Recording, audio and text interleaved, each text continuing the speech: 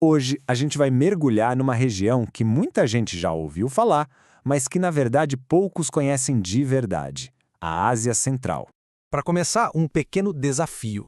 Todo mundo já reparou que o nome de todos esses países termina igual, com stão? Pois é, mas o que será que isso quer dizer?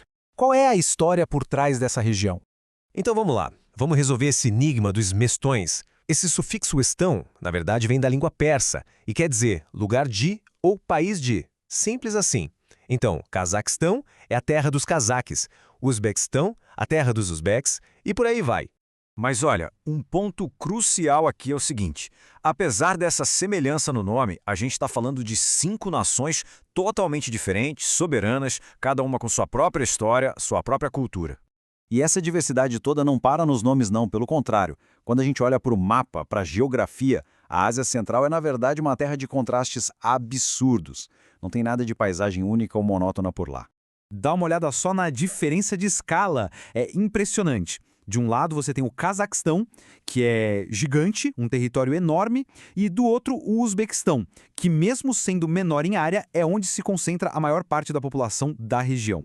Então imagine só, a gente está falando de estepes gigantescas, desertos imensos, cordilheiras altíssimas. E claro, toda essa geografia acabou moldando a história e a cultura dos povos de lá. Mas também trouxe desafios ambientais enormes. O caso mais famoso e trágico é o do Mar de Aral. Ele já foi o 4º maior lago do mundo. E hoje ela é um símbolo do que um desastre ecológico pode fazer. Pode parecer um lugar distante hoje, mas por muitos e muitos séculos, a Ásia Central não era nem um pouco remota. Na verdade, ela era o coração pulsante da rede de comércio mais importante do planeta. E não foi por pouco tempo, não. A gente está falando de mais de 1000 anos em que a Ásia Central foi um verdadeiro centro de atividade global. Tudo começou lá atrás com as primeiras rotas, aí veio uma era de ouro, sabe, com cidades super ricas e importantes, até que, com o tempo, as rotas pelo mar se tornaram mais importantes e a região começou a perder o protagonismo. E o mais legal de entender sobre a Rota da Seda é que ela era muito mais do que um caminho para vender coisas. Pensa nela como se fosse a primeira grande internet do mundo antigo, uma superestrada de informação mesmo. Por ali não passava só seda e especiarias. Passava tecnologia, passavam religiões, ideias, foi o que conectou civilizações por séculos. Ok, então a Rota da Seda perdeu força. E o que veio depois? Bom, foi o começo de uma nova era, uma de forte influência externa, que acabou levando a uma transformação tão profunda que define a região até os dias de hoje. Chegamos no século XIX e a região virou literalmente o tabuleiro de um jogo de poder. Ficou conhecido como o Grande Jogo. De um lado, o Império Britânico, do outro, o Império Russo. Uma disputa ferrenha por influência, com muita espionagem. E no fim das contas, quem levou a melhor foi a Rússia, que acabou consolidando o controle sobre toda a área.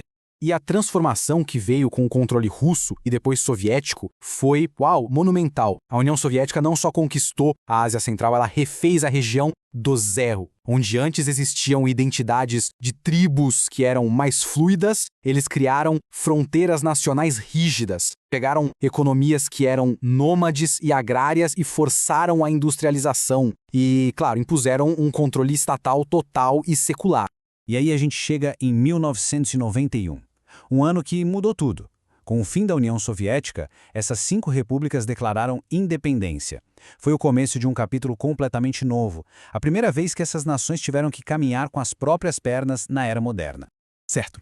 Depois de uma história tão cheia de reviravoltas, Rota da Seda, Império Russo, União Soviética, independência, como fica a identidade cultural da região hoje? A resposta, como dá para imaginar, é um mosaico super complexo e fascinante. E um dos pontos mais interessantes é a religião. Porque mesmo depois de décadas e décadas de um governo oficialmente ateu na União Soviética, o Islã não só sobreviveu, como continua sendo a principal força cultural e religiosa por lá. Outra peça desse mosaico é a língua. E aqui a gente vê de novo como eles são diferentes. A maioria dos países fala línguas da família túrquica, mas o Tajiquistão, não. Lá eles falam Tadik, que na verdade é um dialeto do persa. Isso mostra uma herança cultural totalmente distinta, iraniana. E para conectar todo mundo, o russo ainda é muito falado, um legado claro da era soviética que funciona como uma língua comum na região. Bom, a gente já olhou bastante para o passado, né? Mas a história da Ásia Central como uma grande encruzilhada do mundo Essa história está longe, muito longe de acabar. Hoje em dia, por uma ironia da história, a geografia colocou essas 5 nações de volta no centro do tabuleiro geopolítico. A localização delas, espremida entre Rússia, China, Europa, Oriente Médio, somadas às imensas reservas de recursos naturais, tudo isso faz com que as grandes potências mundiais estejam de olho ali.